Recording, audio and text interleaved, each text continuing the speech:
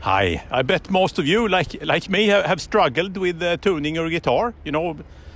Playing stuff, and it's a guitar with the unbroken strets can't be tuned in a perfect way, and it detunes really easily if you bend the strings and so on. So it's kind of discouraging. So there are products with the curved frets and so on that takes care of this, so you get perfect intonation. But for some styles that is desirable.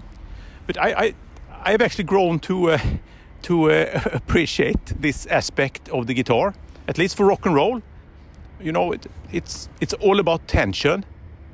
That you have some ideal state and you can drift off to something worse, and that's it. I mean, it's even a tension. The fundamentals of music. The intervals.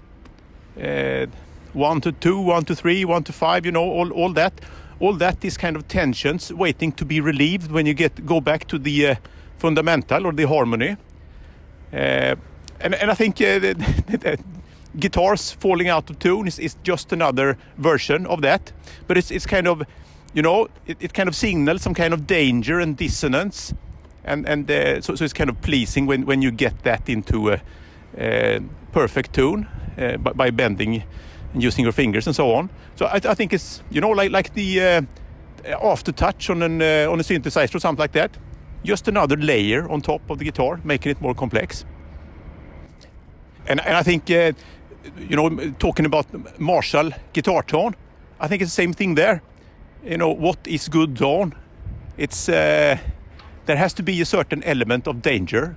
A certain nastiness, some signals that something dangerous and unpleasant is going to happen, and you kind of you balance that. It's almost on the verge of something bad, but you master it, and therefore it sounds just great. On the verge of being bad, it's the best.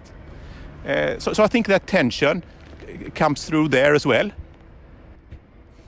and it's and tension analog to this certainly comes through in rhythm playing as well. The box. You have a guitarist and a drummer and a bass player jamming together. Let's say that the drummer keeps the beat perfectly, and then the guitar player plays just before the beat, and you get this bloop. So it kind of just speeds it up, but it doesn't go faster and faster. It feels like it's constantly is speeding up, but standing on the same place, which is and you may have a bass player that is solid and that kind of breaks it a bit. So all this is analog, I think, to sliding out of tune. It's more ways to create tension and more ways to create release. And obviously a fourth analog here is the lyrics, of course. You examine some subject and you need to introduce some dissonance and some tension to kind of, to make people feel something or to provoke, to kind of lit things from different angles. So I'm not going to complain about my tuning anymore. I'm just going to live with it and incorporate it in my playing.